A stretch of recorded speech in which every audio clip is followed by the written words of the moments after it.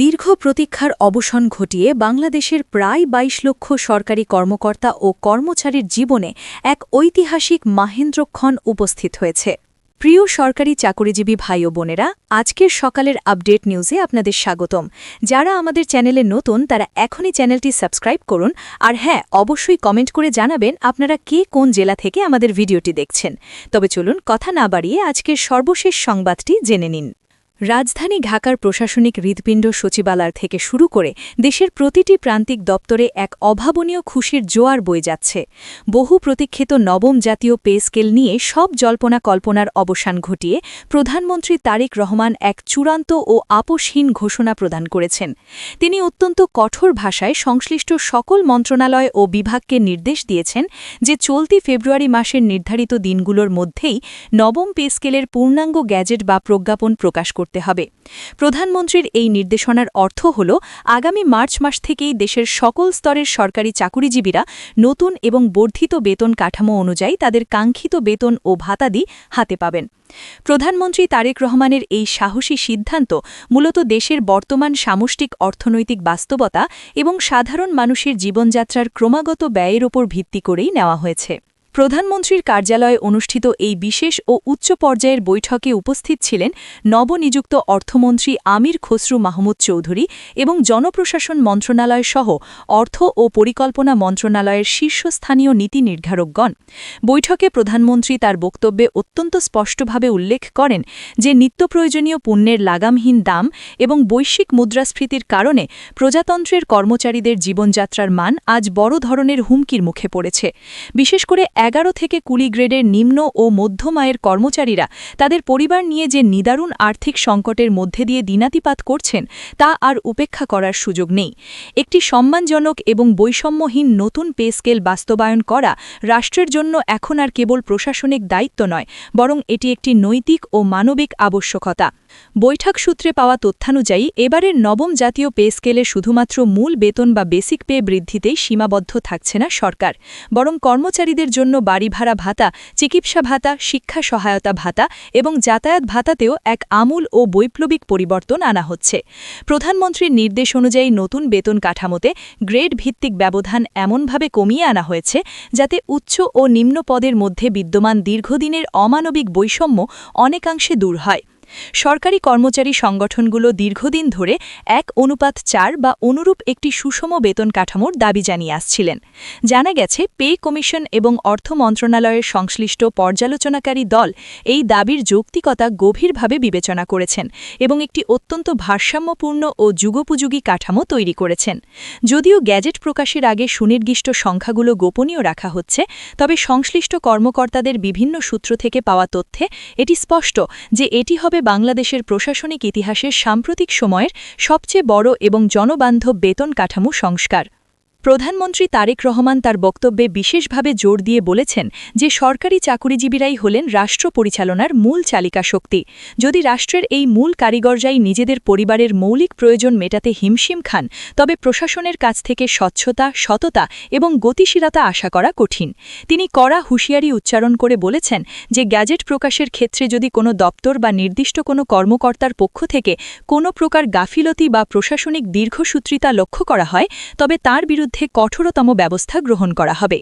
নির্ধারিত ফেব্রুয়ারি মাস শেষ হওয়ার আগেই যেন প্রতিটি দাপ্তরিক প্রক্রিয়া এবং ডেটাবেস আপডেট সম্পন্ন হয়, সে বিষয়ে তিনি অর্থ মন্ত্রণালয়কে বিশেষ তদারকির নির্দেশ দিয়েছেন। পুরো প্রক্রিয়াটি যেন অত্যন্ত স্বচ্ছতা ও দ্রুততার সাথে সম্পন্ন হয়, সেজন্য একটি উচ্চ ক্ষমতাসম্পন্ন বিশেষ মনিটরিং টিম গঠন করার জন্য তিনি অর্থমন্ত্রীকে আদেশ প্রদান করেন। প্রধানমন্ত্রীর এই ঝটিকা ও চূড়ান্ত নির্দেশনার পর থেকে দেশের প্রতিটি জেলা ও উপজেলা পর্যায়ের সরকারি দপ্তরে এক উৎসবমুখর পরিবেশ বিরাজ করছে। সরকারি কর্মচারী সংগঠনগুলোর কেন্দ্রীয় নেতারা এই ঘোষণাকে স্বাগত জানিয়ে বলছেন, এটি তাদের দীর্ঘ এক দশকেরও বেশি সময়ের নিয়মতান্ত্রিক আন্দোলনের সার্থক ফল। তারা মনে করছেন প্রধানমন্ত্রীর এই সরাসরি হস্তক্ষেপ প্রমাণ করে যে নতুন সরকার প্রজাতন্ত্রের কর্মচারীদের দুঃখ ও বঞ্চনা নিরসনে কতটা আন্তরিক।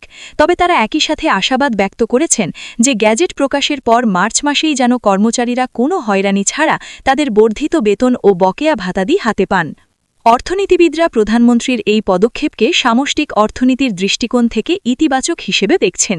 তাদের মতে সরকারি চাকুরিজীবীদের বেতন বৃদ্ধির ফলে রাষ্ট্রীয় ব্যয় কিছুটা বাড়লেও এটি দেশের অভ্যন্তরীণ অর্থনীতিতে এক ধরনের নতুন গতি সঞ্চার করবে। কর্মচারীদের ক্রয় ক্ষমতা বাড়লে বাজারে পণ্যের দাম বাড়বে এবং স্থানীয় ব্যবসা বাণিজ্য ও লেনদেন ত্বরান্বিত হবে, যা প্রকারান্তরে উৎপাদন ক্ষেত্রে গতি আনবে। তবে একই সাথে তারা মুদ্রাস্ফীতি নিয়ন্ত্রণের বিষয়েও সরকারকে কঠোর সতর্ক থাকার পরামর্শ দিচ্ছেন। বেতন বৃদ্ধির সুযোগ নিয়ে অসাধু বাজার সিন্ডিকেট যেন আবারও নিত্যপণ্যের দাম বাড়িয়ে না দেয়, সে বিষয়ে বাণিজ্য মন্ত্রণালয় ও ভোক্তা অধিকার সংরক্ষণ অধিদপ্তরকে এখন থেকেই মাঠ পর্যায়ে সতর্ক থাকার তাগিদ দেওয়া হয়েছে। বিশ্লেষকদের মতে নতুন পে স্কেল কার্যকর হওয়ার ফলে যে শুধুমাত্র কর্মচারীদের আর্থিক স্বাচ্ছলতা আসবে তা নয়, বরং এটি পুরো প্রশাসনে নতুন এক কর্মপ্রেরণা ও জবাবদিহিতা নিশ্চিত করবে। দীর্ঘদিন ধরে বেতন কাঠামো হালনাগাদ না হওয়ায় এবং পুরনো আমলের বেতন দিয়ে বর্তমানের অগ্নিমূল্যের বাজারে টিকে থাকতে না পেরে অনেক সৎ ও মেধাবী কর্মচারীর মধ্যেও এক ধরনের মানসিক হতাশা তৈরি হয়েছিল। নতুন এই কাঠামো কার্যকর হলে সেই স্থিরতা কাটবে এবং কর্মচারীরা নতুন উদ্যমে দেশ গড়ার কাজে আত্মনিয়োগ করবেন। এছাড়া এবারের পে স্কেলে অবসরপ্রাপ্ত সরকারি কর্মচারীদের বা শতভাগ পেনশনারদের বিষয়টিও অত্যন্ত গুরুত্বের সাথে বিবেচনা করা হচ্ছে। জানা গেছে কর্মরতদের বেতন বাড়ার সমান্তরালে পেনশনভোগীদের মাসিক ভাতায়ও একটি সম্মানজনক ও যুগোপযোগী সমন্বয় আনা হচ্ছে, যা দেশের প্রাবীণ নাগরিকদের শেষ জীবনে এক বিশাল সামাজিক নিরাপত্তা বেষ্টনী হিসেবে কাজ করবে। প্রধানমন্ত্রী তারেক রহমান তার বক্তব্যের শেষে পুনরায় ব্যক্ত করেন যে তিনি চান একটি আধুনিক, স্মার্ট, দক্ষ ও জবাবদিহিতামূলক প্রশাসন ব্যবস্থা গড়ে তুলতে, যেখানে একজন সরকারি চাকুরিজীবী তার কর্মস্থল নিয়ে গর্ববোধ করবেন এবং তার মেধা ও পরিশ্রমের সঠিক রাষ্ট্রীয় মূল্যায়ন হবে। তিনি স্পষ্ট করে দিয়েছেন যে এই নবম পে স্কেল কোনো রাজনৈতিক চমক বা সাময়িক কৌশল নয়, বরং এটি দীর্ঘদিনের ঝুলে থাকা একটি প্রয়োজনীয় প্রশাসনিক সংস্কারের সফল সমাপ্তি।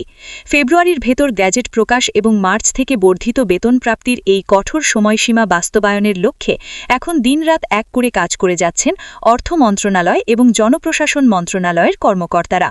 সব মিলিয়ে বলা যায় ফেব্রুয়ারি মাসের এই শেষ সপ্তাহটি হতে যাচ্ছে বাংলাদেশের প্রায় ২২ লক্ষ পরিবারের জন্য এক অভাবনীয় খুশির মাহেন্দ্রক্ষণ।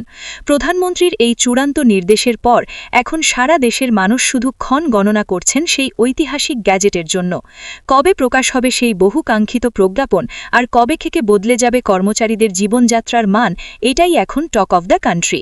প্রধানমন্ত্রীর এই ঘোষণা সরকারি চাকুরিজীবীদের জন্য যেমন একটি বিশাল স্বস্তির বার্তা, তেমনি এটি একটি আস্থার প্রতীক যে রাষ্ট্র তার সেবকদের পাশে ছায়ার মতো দাঁড়িয়ে আছে।